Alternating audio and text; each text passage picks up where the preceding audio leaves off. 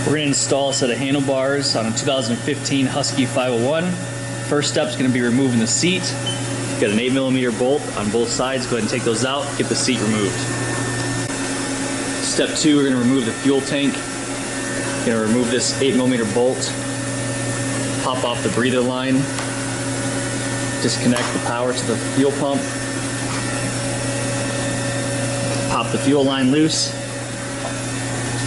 Got an 8mm bolt up on the shroud here, and an 8mm bolt to remove here. Once you get that off, go ahead and lift the tank off, set it aside.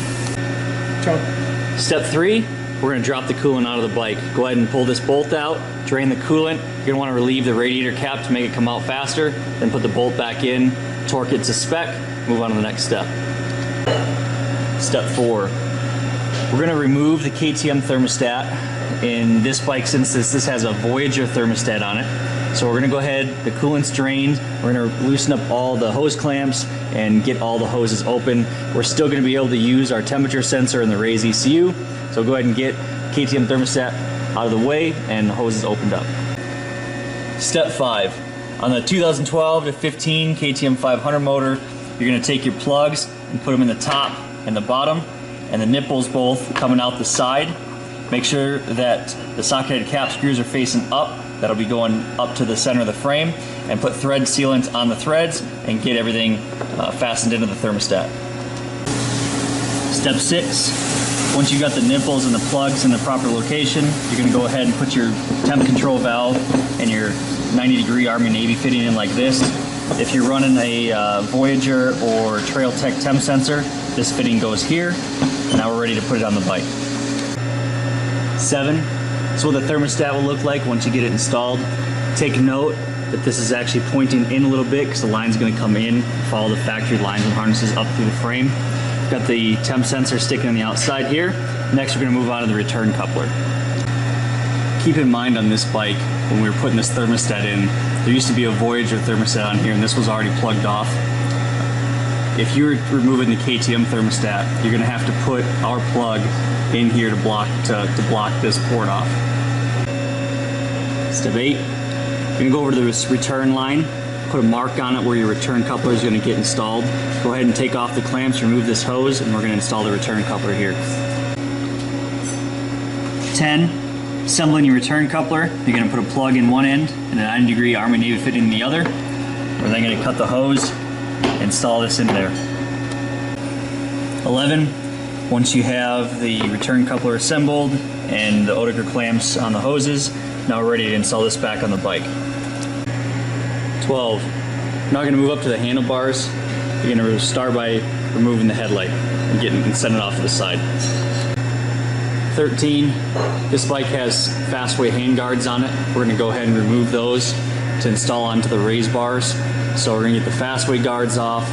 We're going to remove the throttle tube, start and stop button, brake and clutch lever, and then we're going to go ahead and take the handlebar clamp off. Once you get all that stuff stripped and removed, we're ready to move on to putting the bars on.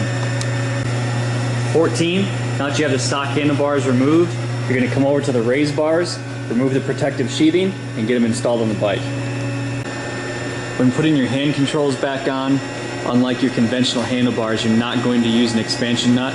This is going to bolt right into the end of the bar when putting your handguards back on. When getting your handlebars put back on, if you're new to dirt biking, snow biking, or you've never put a set of handguards on before, so your throttle tube doesn't get pinched when you're twisting it, you're actually going to have to cut the end of the throttle tube off so it can slide on the bar far enough so it doesn't get pinched by the handguard. I recommend using one of these tools that works really well for a nice straight line. You can also use a body saw or a sawzall or even an old school hand saw. So go ahead and cut that off so it doesn't get pinched. Move on to the next step. This is what it should look like once you get the end cut off. Now this will slide right on. You're going to keep it in just a touch so the handguard brace doesn't pinch the throttle tube. Now that you've got your bars hooked up, all your hand controls are tight, throttle tube, no stick from the handguards, we're going to grab your lines and install the lines. So the one that has a straight on both ends is going to go down through the left side, in between the radiator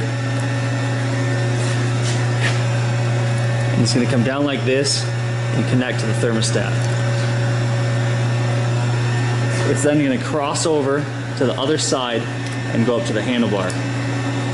The one that has the 45-degree end on the one side is going to go down through on this side, down in between the radiator, and it's going to sit onto the return coupler like so. It's a lot easier to hook the return coupler up outside before putting it onto the motor. So we're going to install that next. Just like the other side, this one is going to crisscross over to the other side of the handlebar. So let's go ahead and get these tightened down, and remember that we are going to tighten it to the return coupler before installing the rubber hose back to the motor and radiator. Once you get the line hooked to the return coupler, it's easier to get this in here by removing the shroud, taking out these bolts to loosen the radiator up. Gives you some leeway to fit everything in there. So go ahead and take these out and get this coupler back in the machine. Once you got the return coupler in, all your clamps are on and tight, you can see that you route the line up through here, behind the fork up to the bar. We're gonna go ahead and install your 8mm bolts back into your radiator, get your shroud back on, move on to putting coolant in the radiator. Just because it's easier, because everything's out of the way, we're gonna top the radiator off. Once we start the bike, we're gonna have to heat cycle it. Air bubbles will burp out of it and we'll have to top it off. We're gonna go ahead and fill it now. While we're over here, keep in mind, this is your temp control valve, that's off. This is on, make sure it's in the on position. Now ready to get your headlight back installed. Let's go ahead and plug that in, get the 4 clamps back on it. Now that you get the headlight on, we're gonna grab the gas tank, set it back in place, hook up the breather, center bolt, plug in the fuel pump, connect your fuel pressure line, and then reinstall the shrouds. Now that your tank and shrouds are on, you can see your temp control valve. It's right here, perfect spot for you to grab it when you're riding and adjust the temperature of your bars. Once you're at this point, we're gonna go ahead and put the seat on. Now with the seat back on the bike, we already filled the coolant up earlier, so we're gonna go ahead and start the machine, bring it up to temperature, top the coolant off. Well, now that the radiator's topped off, full of coolant, everything's installed, ready to go out and ride. Let me get the thing on here, here we go. Preheat, enjoy.